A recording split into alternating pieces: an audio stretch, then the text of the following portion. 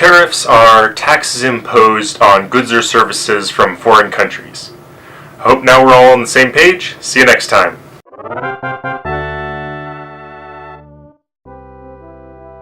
Just kidding. I'll go into a little bit more depth than that and offer a couple examples.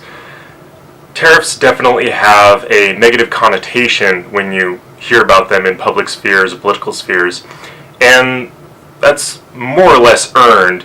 Economically, they produce some negative consequences, and politically, even more negative consequences. So why might some countries implement them? Well, they're very common actually, and they're very important for small countries to gain a foothold in the industrial world.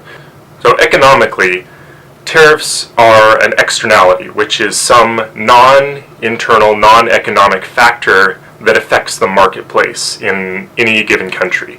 What they do is they increase the price, necessarily, to the consumer of some product or service. Without getting too deep into the weeds on economic terms, this results in a dead weight loss, which sounds pretty scary and isn't a positive thing on economies. Basically, it's where consumers can't buy all of the product that they want to, and manufacturers can't sell as much as they'd like to either. The equilibrium is moved, so less product is moved overall. There is some dissent on the origin of the word tariff.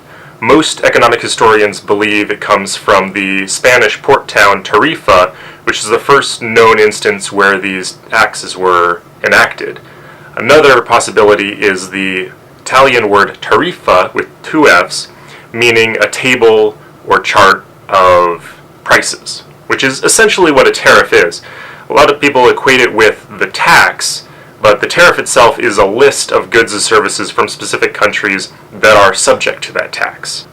The tax itself is known as a due or duty, and you may be familiar with the term duty when you go past a border, usually Canadian borders or airports that have duty-free stores, which means that goods purchased from those stores are not subject to the import tax.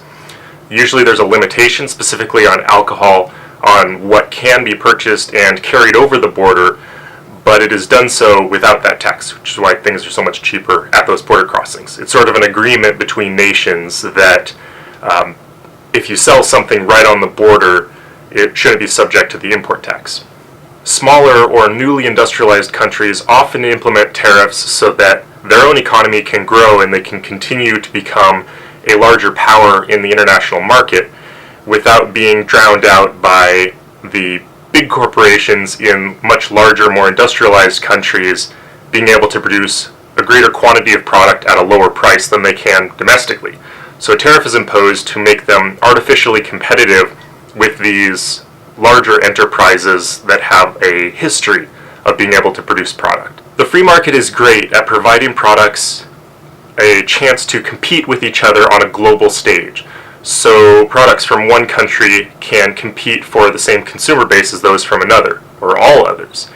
However, when other externalities are brought into play that domestically cannot be adjusted, tariffs play another important role, which is recreating that competitiveness when there are other unfair or arbitrary impositions on the cost of goods exported from certain countries. For instance, a country could artificially deflate or devalue its own currency so that a foreign dollar or foreign currency has more value in their country than their own. What this does is it makes goods from other countries much more competitively viable because they're much cheaper to purchase from consumers. Another thing could be labor standards. Certain countries have much higher labor standards, and that necessarily makes for more expensive goods from that country. Whereas a country that is industrialized and creates similar or competing products that has far lower labor standards, less quality assurance, that sort of thing, will be able to produce a good at a much lower cost, and thus a much lower price to the consumer. And so tariffs can be imposed on those countries to create a competition, artificial competition from that artificially devalued cost. An immediate, obvious example of this is China. China is able to produce a wealth of different goods at a far lower cost than most other industrialized countries, and this is due to two major factors. One is that their labor standards are far lower, so they can hire more workers at lower wages each to produce more goods round the clock. And this ends up being a far lower price for those goods everywhere outside of China, basically. The second is an artificial devaluing of their own currency. China's government forces the value of their currency down by flooding the market with more currency. And what this does is the foreign dollar, or other currency, British pound, whatever, is worth more in China than it is back home, and more than realistically the exchange rate would allow. This is getting a little bit into the weeds there, but I wanted to demonstrate how political policies of certain countries can lead to why an implementation of a tariff might not be such a bad idea. Try to claw back a bit of that actual real competitiveness, as an artificial devaluing of currency is met with an artificial inflation of that cost. And what that does is balance each other out, hopefully, for the benefit of the consumer, so that actual competition can continue. Tariffs still have a pretty bad name in the industry, both economically and politically. However, there are benefits to them. In an ideal world, we wouldn't need tariffs. At a perfectly free market with perfectly industrialized competitors, it would be beneficial to have no taxes on the free exchange of goods, as the consumers are able to dictate the winners and losers of the market. With that, I hope we're all on the same page, and I'll see you next time.